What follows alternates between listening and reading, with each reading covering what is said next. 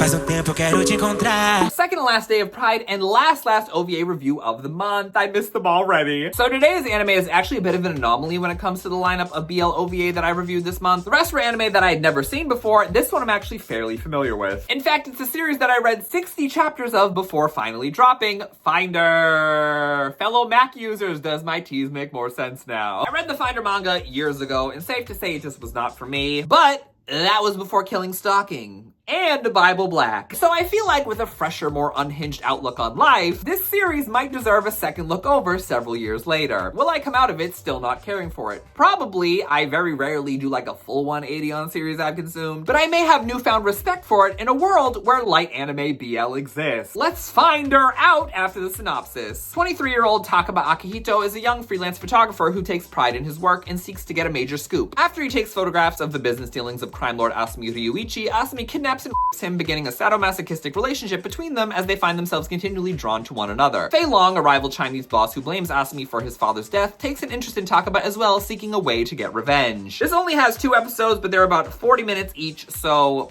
again, as usual, for the last time, let's just get into it.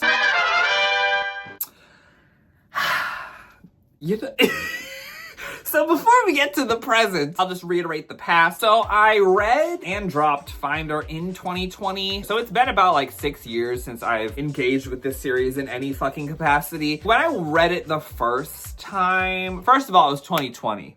And I think regardless of where you were in the world in 2020, I think if something wasn't really drawing you in, you probably weren't gonna stick to it because the world was going on. By going on, I mean on fire. Basically, I just kind of dropped it because I just wasn't fully enthralled with the story. I think one of the only negatives I can think of off the top of my head was that this is a series that really and truly, people talk about Shingiku Nakamura, people talk about Hiro Mashima, people talk about any list of mangaka having like a same face issue. Fei Long already was like, okay, so that's that's Asumi in a wig. Characters kept getting introduced and they kept having the same goddamn fucking face with a different haircut. I get it that one face is a good face, but like sometimes you gotta do other faces. I started to question if everybody was secretly related. I never got my answer, obviously, because I dropped it. So that was kind of my experience with it the first time.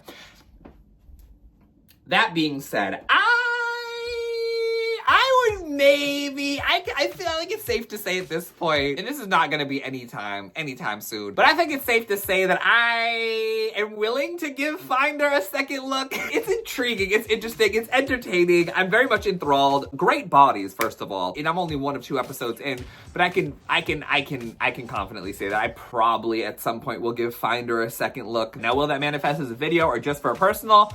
TBD, and it's not going to be anytime soon because I have about a billion things I have to get to. I can't say manifested it because, again, this is a series that predates light anime, but this is very light anime-ish in its approach to its animation. The art is great, at least I can say that. The art has dimensions, it's not super flat, but a lot of the motion that is occurring within this animation is very almost predictive of how light anime, I guess, would manifest, despite being, again, like a 40-minute fucking episode. And this came out in 2012 to 2015.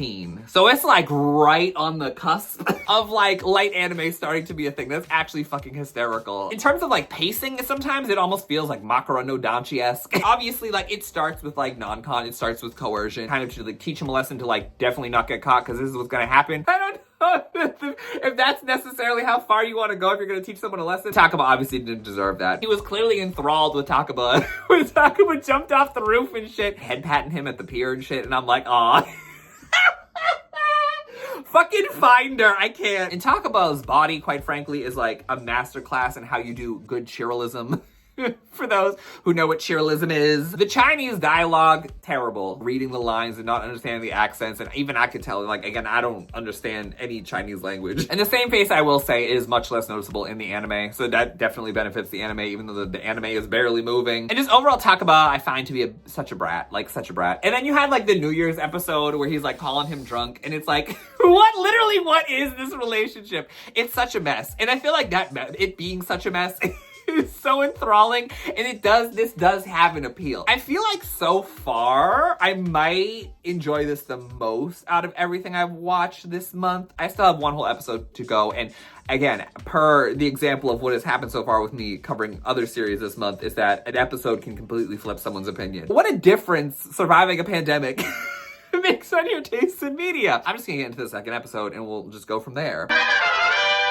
First of all, Takaba's buns in this are very nice and plump. I would like to see this kind of plumpness more often. I don't remember the manga being this funny, quite frankly. So hopefully that still is maintained a thing within the manga, just like the goofiness of it, the ludicrousness of it, the drama. Like, again, we end with a cliffhanger with like Akihito being kidnapped by Fei Long. If you want him, come to Hong Kong, and then it ends.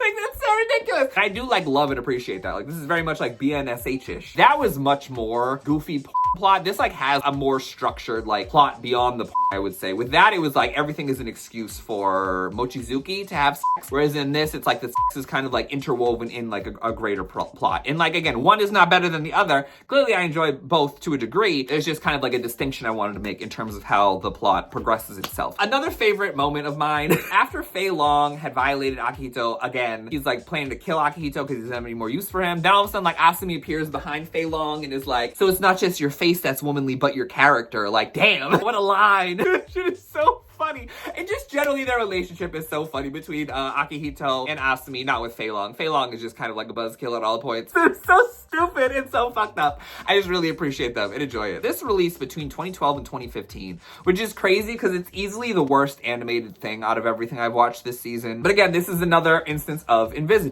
I might as well say this now because it's something I was going to announce on Patreon and for channel members eventually, and I've talked about it before to those two groups of people who give me money, wink wink nudge nudge. I will be going through literally every BL anime that has ever existed that we have access to. I want to review everything, and through that I hopefully can get a better timeline of when visible peeing started to be a thing within erotic BL anime in particular. A few things from the 90s that didn't have it, two things from the 2000s that didn't have it, and now we have one from the 2010s that also didn't have it. Was Papadate Shitae literally the first time that we saw peeing in BL anime that's erotic? Like, that's crazy to me because that was literally 2019. Oh, I didn't even give a score. I'm giving this an 8. I'm definitely giving this an 8. I definitely thoroughly enjoyed this, to be honest, which is crazy. Like, I literally dropped the manga. So I guess if I had to rank them, least enjoyed to most enjoyed. Also, check all these reviews if you haven't already. If this is the first video of mine you're seeing this month. Okaneganai is the one I enjoyed the least. I've outlined why. Fake is right above that. Again, it would be something that I would try out in a broader series, but that's not reality. Hyakujitsu no Bara is probably above Fake. I did like for what it was, but I don't love military stories. But I definitely liked those two characters more than I like the two characters of Fake. BNSH is above it. BNSH, again, was a ride. Y'all know how much I enjoyed that first episode. But of course, Finder is going to be above that. Finder is easily the one I've enjoyed the most, even though it's not something that's like an all-time favorite of mine. But yeah, that's Finder. Have you seen Finder before? How do you feel about Finder? Is it still publishing? It's probably still publishing. 25th anniversary this year, actually. If you can Finder your way around the fucking comment section, make sure to make your way to the pinned comment, side petitions, donate to campaigns, as well as donate to other different organizations, both related to Pride and not. Final video tomorrow of Pride. Again, bittersweet, but also I'm ready to like have a life again and catch up on all this fucking seasonal anime so I can get to do the damn 3-episode rolling podcast. And it's gonna be more revisiting of old BL. Specifically, I'm going to revisit literally every piece of BL media that I can recall that I have listed down, that I have ever engaged with, and just kind of revisiting my feelings on all of them. And now I'm realizing there's ones I've forgotten. I gotta do that to add to the list, but it is what it is. I'll see you tomorrow. Bye!